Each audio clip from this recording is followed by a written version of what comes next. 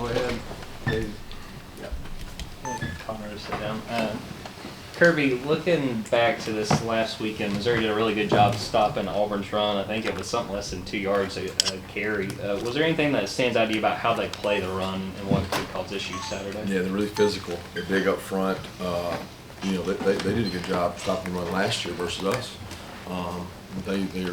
Their size up front, athleticism up front, really aggressive. They played Auburn really aggressive. I mean, in terms of the box count they were in, some of the run stunts they run are similar to the ones we run, and they're getting after it. They're challenging you to do something outside of that. But I mean, they don't have to have that many. They can still stop running because they're physical up front. I mean, you just watch our game last year, and a lot of the same people are playing in both sides. I feel like Missouri's always been just massive and one of the most physical fronts we play against. Somewhat related, Coach, it just going back and looking at that game, it seemed like you guys had some struggles interior on the offensive line, guard play in particular, maybe a couple of misreads. I'm sure it had something to do with that odd front, but just can you assess the play of your guards and interior play and whether it's going to be status quo this week in terms of who will be playing there?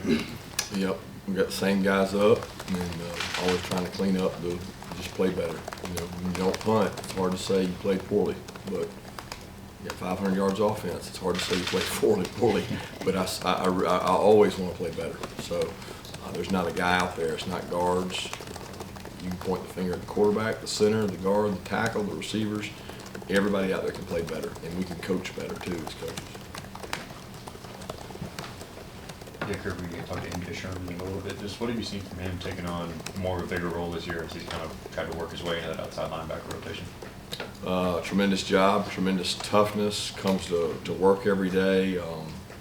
Every time we do the academic report, they talk about how much better MJ's doing this semester, and really he had one bad semester when he first got here, and ever since then he's been on point with his academics. He's become a key cog in our special teams. He had some really big plays on kickoff Saturday, and he's a leader on the punt, block, and return team.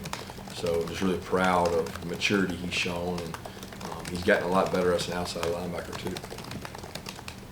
Yeah, Kirby, I think we all know what Del McGee brings to this team from a running back coach perspective, but as someone who's been with you since your first year here, how has he helped this program grow into what it has become?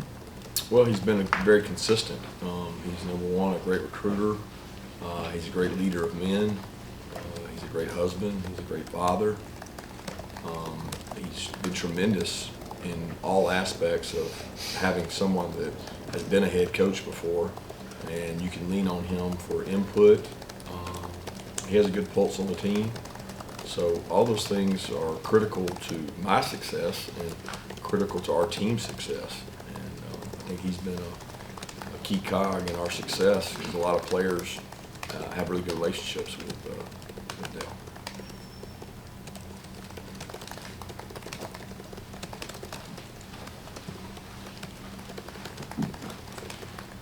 Kirby, when the offense has gotten into the red zone, hasn't been able to score, and you've had to kind of kick a field goal, Leslie's been perfect to this point. Can you just kind of talk about what that reliability has meant to your team? Yeah, I tell you, he's been so consistent. Hate that we've had to kick as many as we have. That's been the Achilles heel for our offense. Is you may not punt, but you kick a lot of field goals, and that's not fun either.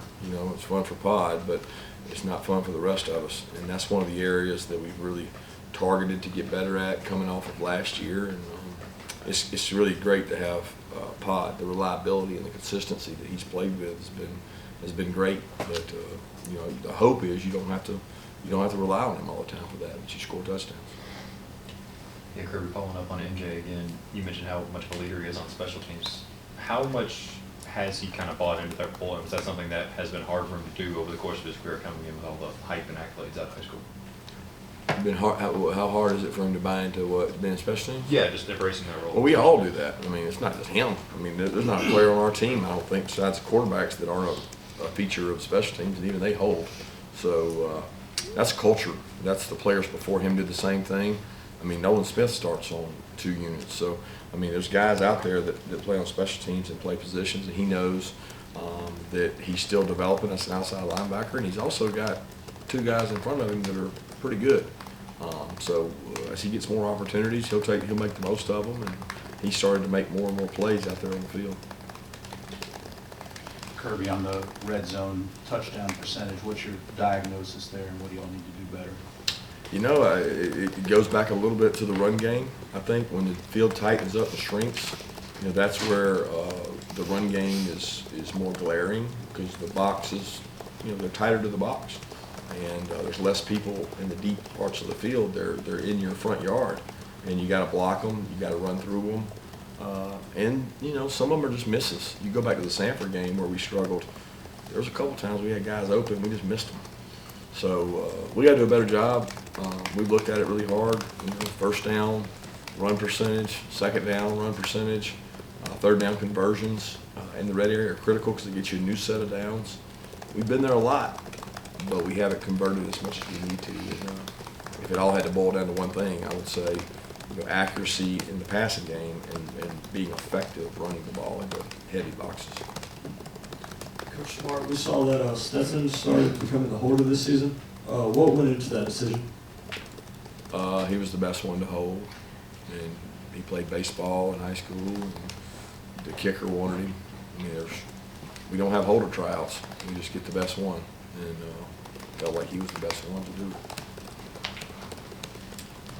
Coach, I'm sure you've got guys watching the weather a lot closer than we are. Is that affecting the travel plans at all of trying to get out to Missouri to start with, and perhaps your recruiting plans on Friday night? We don't have many. I don't have anybody going out this Friday night recruiting, so it shouldn't affect that. And it's a good thing we didn't plan on it, because most of these games are getting moved apparently to midweek. A lot of tonight, Wednesdays and Thursdays. But we weren't really sending anybody out, so that didn't affect us. And then, as far as I know, the last update I had was that we were still going to be comfortable getting out of here. There is a concern that we would have to fly out of Atlanta like we used to, and we would have to leave earlier if the planes can't get into Athens. But as of right now, it looks like we're going to be able to get out of Athens. Getting back to Jack, you know, when he started, he had to follow a legend, you know, a kicker. How do you think now that he's a senior, he's done embracing that role, and you know, the pressure that he was able to overcome, you know, having to follow Hot Rod? Well, he handled it with class and really just like ownership. I mean, it hasn't fazed him, you know. I mean, he got to watch Hot Rod and see his routine, and I think Pod has his own routine in his own right, and he follows that, and psychologically he's really strong. You know, he doesn't let a lot affect him, and a lot of times, you know, kickers can get into their own head, and he hasn't been one fazed by that. He lets things go, and when he gets his one shot, he goes for the kill, and if he doesn't make it, he goes for the next one. Kirby, we've seen a little bit of Arian among the defensive linemen just through these first few games. What have you taken from how he's played and the role he kind of plays with those guys? He's done a good job. He's gotten more physical. He's gotten more aggressive. He's practicing better. He's stronger from the weight room. He's getting better with each game. He's gaining more confidence. But I'm proud of the toughness he's shown, and he's growing up. Yeah, Kirby, with the success you guys have had in recruiting and developing tight ends of late, has that changed what you sort of look for out of your receivers that you recruit in terms of attributes or traits to sort of complement them and bring things to this offense that the tight ends are also giving you? No. I mean, you recruit receivers independent of tight ends. I mean, certainly the skill set of tight ends we recruit has changed because we want guys that can do – we want tight ends to complement each other. We want wide receivers to complement each other. We're not really looking across wide receiver and tight end as far as the complement. We'd like to have that done within its room. If we're heavy with one type of tight end, we might need a different kind of receiver. But when you have 10, 11, 12 scholarship receivers, you need a variety there. You need guys that can play inside, guys that can play outside, vertical threats, physical threats, matchup threats. You need it all.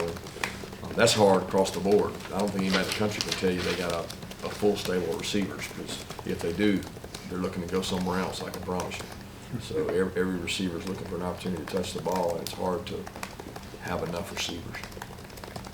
Hey, Coach, just ask again how much AD and Arian have been able to practice so far this week, and anticipating making the trip to Columbia. Arian more than AD, but still hopeful on both.